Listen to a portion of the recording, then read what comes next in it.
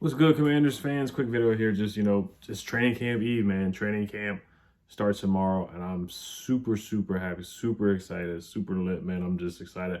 Football's finally back, man. It's finally back, man. Training camp, preseason, all the good stuff. I can't wait. So I just want to break down the tight end position real quick, who I think is going to make the roster, and then of course some things I'm looking forward to. But just to give a quick update, John Connie tweeted there's a press conference today at 5 o'clock. According to this around like 2 o'clock, 3 o'clock. And then practice starts tomorrow at 9 a.m. So I will be making videos, daily videos, recapping training camp for the next 2 weeks, of course. So the real season starts. I took a little break, family time, whatnot, but the grind starts now. So it's going to be lit. Then tomorrow night, I'll be on Real Robinson's channel at 9 o'clock with the guys, Lou and Street Scores, and on Real's channel. So it should be a good time. It should be a lot of fun. So just quickly looking over the tight end position.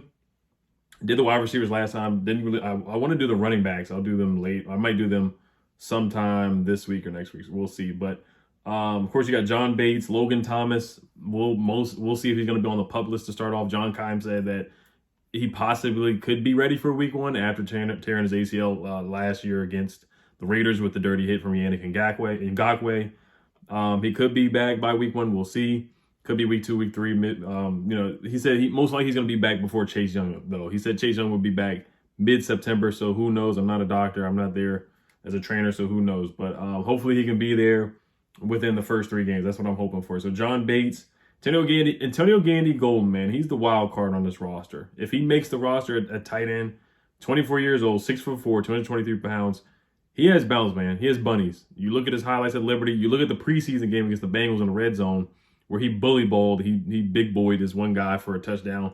He got some hops, man. He doesn't create separation. He's not quick. He's not fast. When he caught the football in the preseason games, he looked really, really slow. But that's perfect for the tight end position, honestly, rather than being a wide receiver. And he shows that he's coachable and that he's willing to move to a different position. Now, I like Calvin Harmon, but they said that Calvin Harmon didn't want to move to tight end, which is fine if he wanted to stay a wide receiver. But Antonio Gandy Golden, I think he knows that his last chance really in the NFL is at that tight end position. We've seen guys be successful. Niles Paul, Darren Waller. I'm not going to compare him to Darren Waller or anybody like that, but we've seen guys move from wide receiver to tight end. Cole Turner moved from wide receiver to tight end.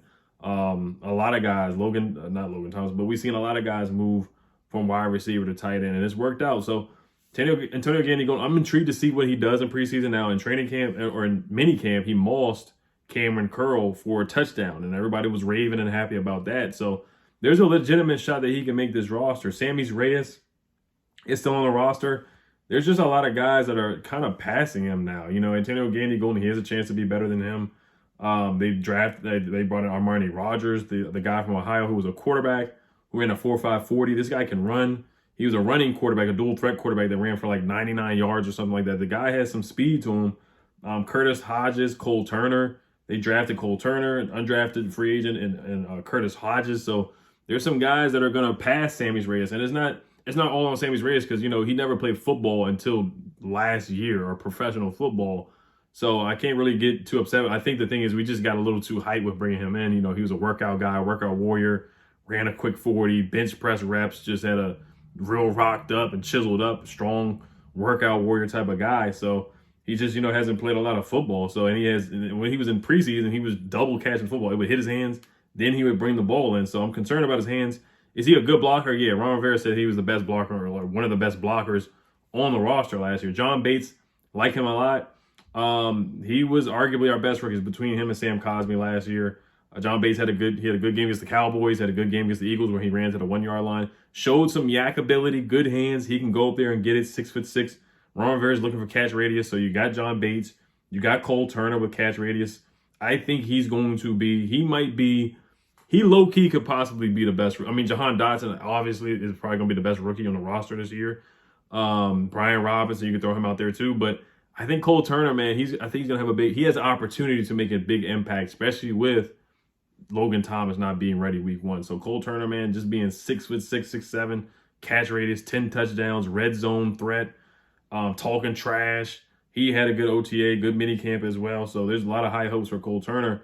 I got Cole Turner making the roster. Logan Thomas obviously making the roster. John Bates. Those are my 3 easy guys. But if Logan Thomas is not ready week 1, one of these guys got to be pushed up from the practice squad. AGG will definitely make the practice squad. I got Sammis Reyes. We'll see. He'll probably be on the practice squad. Curtis Hodges.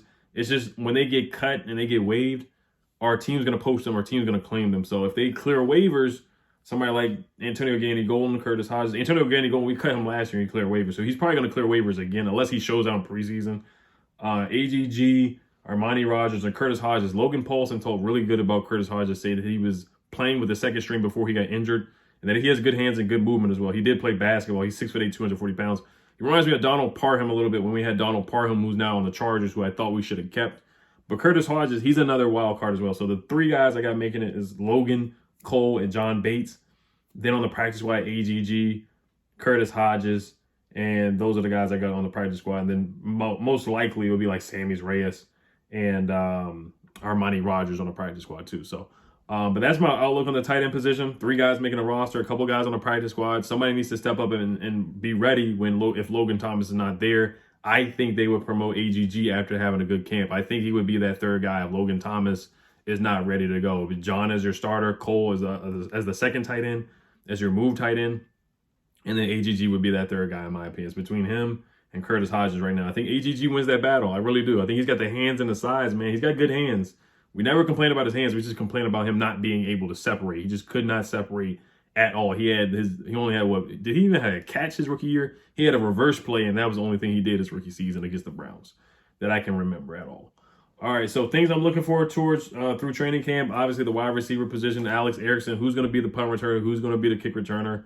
Alex Erickson, Jaquez Denard, and Jaquez Ezzard, Jahan Dotson. Who's going to be the kick returner? That's something low key to look at. Who's going to have that sixth wide receiver spot? Alex Erickson between those last guys. Obviously, Carson Wentz. You want to see how he performs in training camp, how he connects with Terry McLaurin, how he does that. Running backs, Brian Robinson, J.D. McKissick, Jaret Patterson. Does Jaret Patterson make the roster? He's going to be on the practice squad. Linebackers, Jamin Davis. How does he progress? Cole Holcomb, David Mayo. What do we have back there? And then looking at the quarterback position, we don't have a lot of depth there. Are we going to bring in another guy? I know they're somewhat interested in Joe Hayden, but how does BSJ, Ben St. Juice, progress? He had a good mini camp. He's been the only guy that guard Jahan Dotson. Looking at him, looking at William Jackson, there's been mixed reviews on him. He had a rough year last year in the beginning, but played really well in the second half of the year. Linebackers as well. Look out for Khaleke Hudson. I'm looking at him. Does he progress? Does he get a lot of playing time in preseason? How does he do in the preseason? And of course, Jamin Davis. How does he play? This is the first time going to the offseason with a good kicker. Wasn't the biggest fan of Dustin Hopkins, so I'm happy about Joey Sly going into training camp. Derek Forrest, I would keep an eye on him. Percy Butler, those guys at the safety spot. Bobby McCain, the chemistry there on the back end. There's a lot of miscommunication. So how does the secondary look and the safeties look in practice as well? Troy Apke, we know he's a workout warrior as well, practice warrior or practice MVP. So he's probably going to have a good training camp as well. De'Ami Brown is another guy to look at too. I saw the Eastern Motors commercial with Curtis Samuel and Terry. Curtis Samuel, we got to see if he's available and if he's healthy. How many practices is he going to practice in training camp? Is the question mark there. How do they use him? Are they going to use him as a running back as well? Scott Turner. Big year for Scott Turner too, man. Got an extension. Big year for Scott Turner. Sam Howell, of course. How does he look? Other guys like that.